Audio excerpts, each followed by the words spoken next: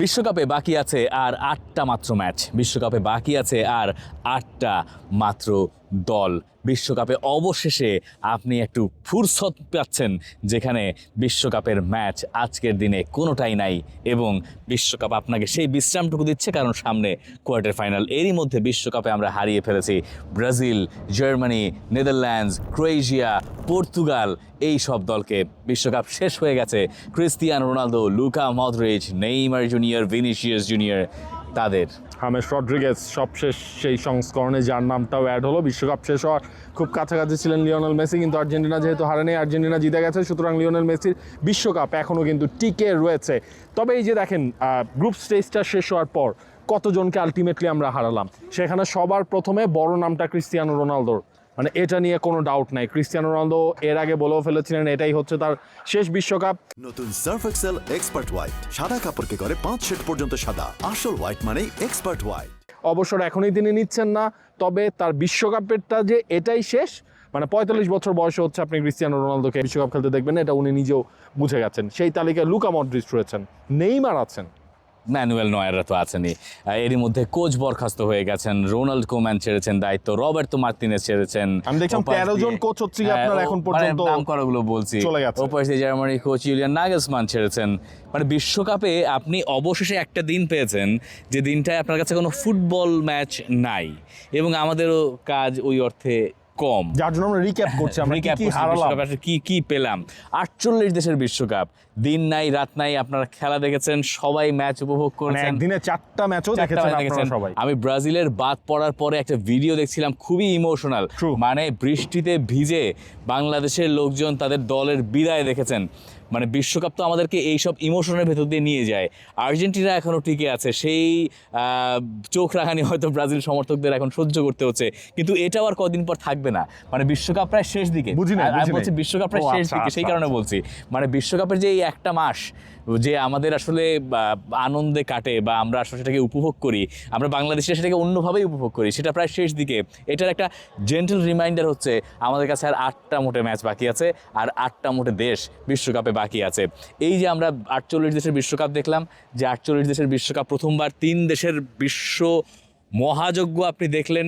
আমি জানি না মানুষজন কি করে আসলে দিন রাত মিলিয়ে খেলা দেখেছেন, কিন্তু আমার সামনে প্রচুর মানুষ খেলা দেখেছেন। যত কথাবার্তা ছিল বিশ্বকাপ শুরুর আগে, এই কী হবে ওই কী হবে, রাত 4টা বাজে ওটা কে খেলা দেখবে, ঠিকই লোকের রাত 4টা বাজে খেলা দেখেছেন, ঠিকই সেনেগালের খেলা দেখা হয়েছে। মানে এই বিশ্বকাপে এখনও পর্যন্ত আমরা যদি একটু র্যাপ আপ করি যে যতগুলো ম্যাচ আমরা দেখলাম, তার ভিতরে সেরা ম্যাচ আসলে বিশ্বকাপে কোনটা গেল? আমি রিসেন্টটা বলি, ঠিক আছে, আমার কাছে না আর্জেন্টিনা ভাই, মানে এত না, ঠিক আছে, আমার কাছে ইংল্যান্ড মেক্সিকো ম্যাচটা দেখে আমার কাছে চমৎকার লেগেছে। মানে 10 জনের ম্যাচ, ওই ম্যাচ এত পরতে রং ছড়িয়েছে। আপনি বা বেলজিয়ামের ওই কামব্যাকের ম্যাচটাকে কি বলবেন, আপনি এরকম ধরলে আসলে অজস্র ম্যাচ এবারের বিশ্বকাপে আপনি সামনে পর্তুগাল, ক্রোয়েশিয়া ধরতে পারবেন, আর্জেন্টিনার 2টা ম্যাচ ধরতে পারবেন, রয়েছে। তো এরকম করলে আসলে অনেকগুলো ম্যাচ সামনে চলে আসে। এটাই আসলে বলছিলাম যে এবারের বিশ্বকাপ যে এতগুলো ক্লোজ ম্যাচ আমাদেরকে দেখাবে, এনকাউন্টার আমাদেরকে দেখাবে, এবং এবারের বিশ্বকাপ যে আপনার দলগুলোর মধ্যে ব্যবধান কমিয়ে দিবে। দ্যাট মিনস আর্জেন্টিনাকে আর কেপ ভার্দে কই, আপনি ওইটা চিন্তা করুন, ওই ম্যাচ কোন জায়গায় আসলো। হ্যাঁ, অথচ ধারণা করা হচ্ছে যে বিশ্বকাপ এবার খুব একপেশে হবে, রাইট, তাই না? এবং বিশ্বকাপে দেখা গেল যে এমন সব ড্রয়ের মুখোমুখি আমরা হয়েছি যে নেদারল্যান্ডস আর মরক্কোর খেলা পড়ে গেল রাউন্ড অফ 16-এ, পর্তুগাল আর ক্রোয়েশিয়া পড়ে গেল রাউন্ড অফ 16-এ। গ্রুপ চ্যাম্পিয়ন হলে তারা এরকম হতো না, তাই না? মানে যা পরে গিয়ে ঘটেছে। এক্স্যাক্টলি, রাউন্ড অফ 32 থেকেই আমরা রাউন্ড অফ 32 সেটি পর্তুগাল এবং ক্রোয়েশিয়াটা, নেদারল্যান্ডস এবং মরক্কো দুইটাই রাউন্ড অফ 32-তে ছিল। সেখানে আমরা দেখলাম যে ঝরে পড়া শুরু হয়ে গেছে, কারণ ওই যে পাতোয়ে বরাবর পর্তুগাল যেতে পারে নাই, সে কারণে পর্তুগালকে ওই জায়গাটায় পড়ে যেতে হলো। না হলে তো দিন শেষে এমন হতো যে আর্জেন্টিনার এই যে আপনার নেক্সট যে কোয়ার্টার ফাইনালটা আমরা ওটা কার দেখতাম, আর্জেন্টিনার পর্তুগালেরটা দেখতাম, সেটা তো আলটিমেটলি হলো না। তো এটাই আসলে ফুটবল, এটাই আসলে নিয়ম, কেউ পারবে কেউ পারবে না, কেউ জিতবে কেউ হারবে। তো এর মাঝখানেই এবারের বিশ্বকাপ মানে গোল স্কোরারের দিক থেকে, পারফরমেন্সের দিক থেকে অনেক কিছু আলটিমেটলি দেখাচ্ছে। আপনি মানে দেখেন 5টা ম্যাচ মাত্র বিশ্বকাপের হয়েছে, প্রতিটা দল মানে যেই 8টা দল টিকে আছে 5টা ম্যাচ করে তাদের হয়েছে। আপনি যখন ওই গোল স্কোরারের ট্যালিটা দেখবেন ওইখানে 8-7-7, 6-4, ওসমান দেম্বেলেরও 4টা গোল রয়েছে। এটাই আসলে বলে যে এবারের বিশ্বকাপ অন্যরকম একটা আমেজ ছড়িয়ে দিচ্ছে। এবং তাতে বড় দল ছোট দলের যে আগের তফাৎটা সেটা বোধহয় অনেকটুকু কমেও আসছে। এই বিশ্বকাপে এখনও পর্যন্ত আপনার সেরা মুহূর্ত কোনটা, আপনার সবচেয়ে বেদনাদায়ক মুহূর্ত কোনটা, আপনার সবচেয়ে সুখের মুহূর্ত কোনটা, এই তিনটা জিনিস আপনাদেরকে জানাতে পারেন কমেন্ট সেকশনে। আমি বলবো the good, the bad, the আগলি। এটা ধরেন আমার একটা সিস্টেম আছে, এটা যারা দেখবেন বুঝবেন।